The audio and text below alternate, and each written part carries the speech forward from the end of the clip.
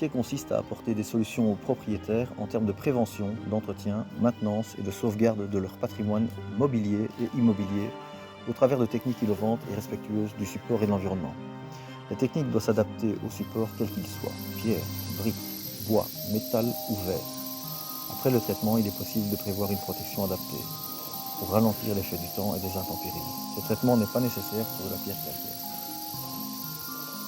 Une visite sur place a permis de constater un encrassement de la pierre d'origine biologique. La mousse, les algues, les lichens et les cyanobactéries générées par la pollution et les intempéries sont responsables du noircissement de la pierre. Ces bactéries exercent une action mécanique et chimique sur la pierre. Ce type d'agression est souvent traité avec des biocides et rincé avec de l'eau. Dans un milieu naturel, cette technique polluante n'était pas envisageable.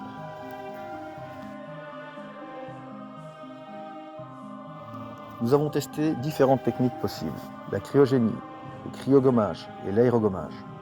Nous avons retenu cette dernière solution. L'aérogommage, étant 100% pneumatique, nous permet de travailler n'importe où, en toute autonomie, même dans les endroits d'accès difficiles. Nous avons été suivis et accompagnés par le CSTC, qui a contrôlé et mesuré la rugosité du support avant et après l'intervention, et a pu constater que le chantier était mené selon les règles de l'art.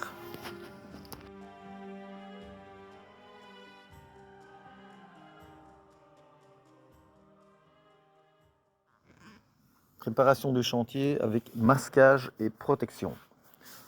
Plan de sécurité, application des mesures Covid, mise en dépression des vitres et des pièces intérieures pour éviter l'entrée de la poussière. Nettoyage et décapage par aérogommage de la façade en moellon de pierre calcaire et des châssis avant peinture, en prenant garde de ne pas endommager les joints et les vitres. La gomme utilisée est l'archifine numéro 6. C'est un média polyvalent et sans silice, utilisé sur la plupart des bâtiments classés en France. Elle peut être utilisée aussi sur le bois, la pierre, la brique et le métal. Nettoyage du chantier.